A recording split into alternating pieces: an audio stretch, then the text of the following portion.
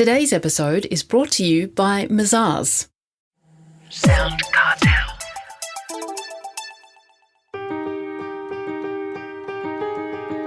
From SoundCartel, I'm Nicole Goodman, and this is Business Essentials Daily.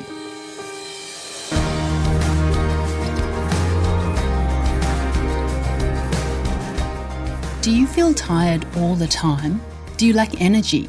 Do you get to not even halfway through the day and you just want to lie down?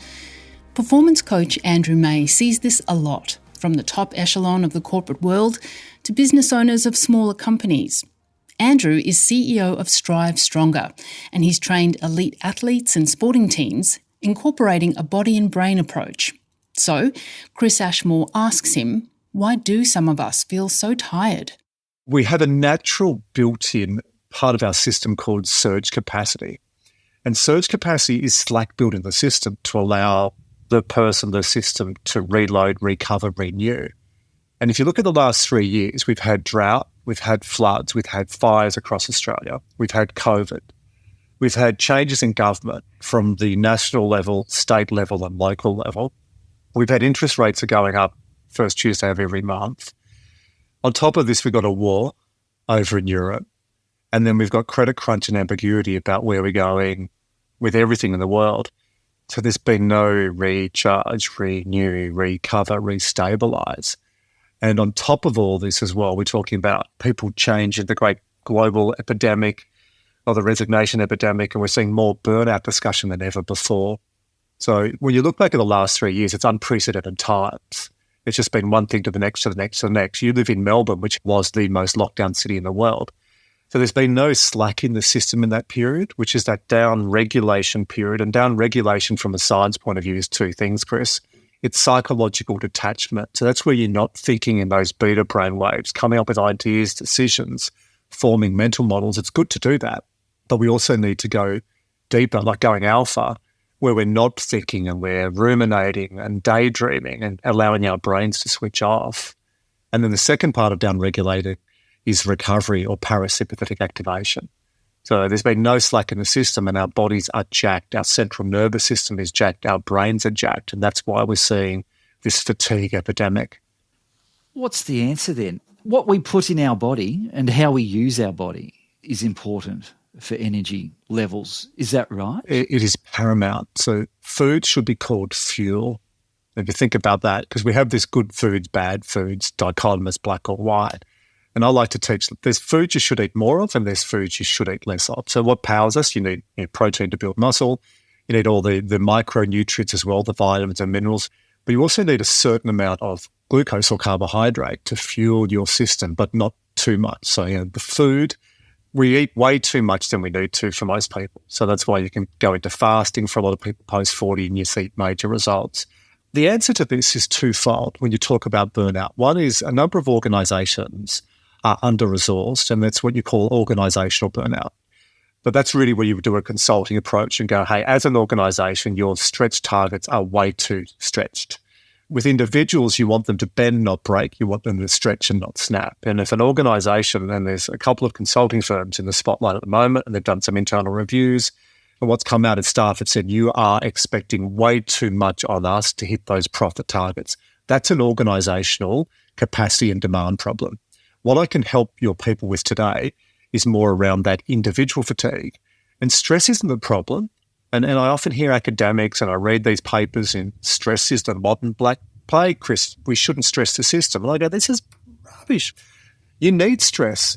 Stress is a perfectly healthy, normal part of being able to perform as a human. So stress is awesome as long as you have intermittent recovery. So if you look at what I've said so far in this podcast, we've taken out that intermittent recovery because of that 3 years. There's been no surge capacity. And then everyone's just so fatigued. So the answer we need is we need people to downregulate psychological detachment and parasympathetic activation. So we need to build in recovery.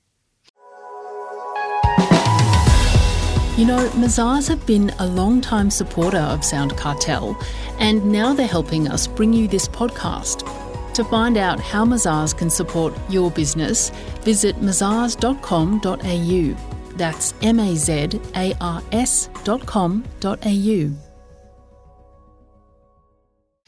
And that all helps with productivity.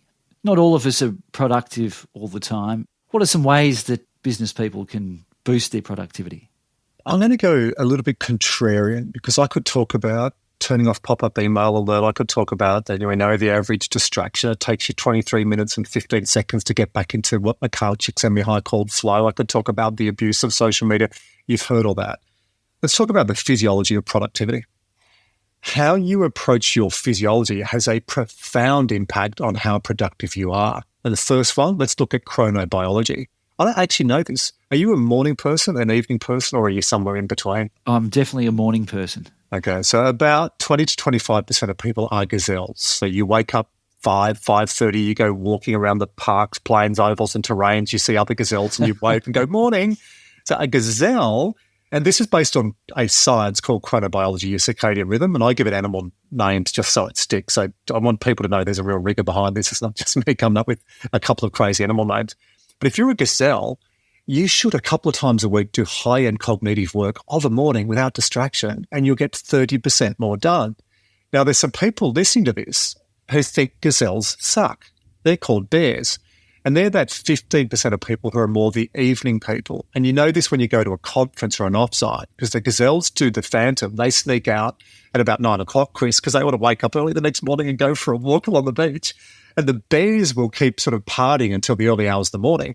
Now, bears were the kids that mum and dad would tuck them in, or mum and mum, dad and dad would tuck them in, and then they would turn the light on, a flashlight, and they would read. So in an ideal world, bears would go to bed around midnight or even later, and they wouldn't wake up until 8 or 9 o'clock.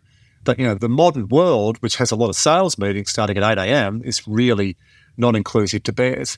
And then some people listening to this are going, I'm confused because I'm good of a morning, especially late morning. Then I crash after lunch. Then I have a second wind at about 2:30 or 3 o'clock. And that's 60 to 65% of the population, and they're tigers. And the chronobiology, you look at your concentration curve when you focus best. Gazelles, first thing of the morning. Bears, late afternoon to early evening. Tigers, mid to late morning and early afternoon into early evening. And when you align high-end cognitive tasks to those productivity sweet spots, you get 30% more done. So when I set up my week, and when I set up the week of the CEOs I work with, and now the organizations we run large-scale programs with, we teach them this. And first of all, people go, you're not an idiot, Chris, as a gazelle, because I'm a bear. And you rock in and go, good morning, and how good was it? And I'm thinking, you're off on another planet. This is the missing piece in diversity. It seriously is in big organizations. It's the missing piece in diversity. Thank goodness COVID has got us out of that archaic, draconian way of working in an office. Can you believe we used to have to do that 5 days a week?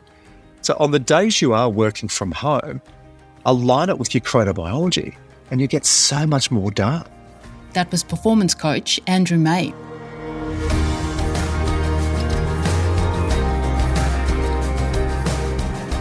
This episode of Business Essentials Daily is produced by the team at SoundCartel. Thanks for listening.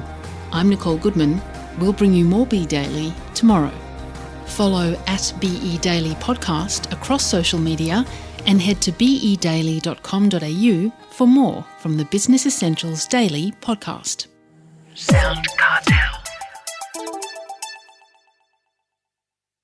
This episode was brought to you by Mazars. To find out more, visit mazars.com.au. That's mazars.com.au.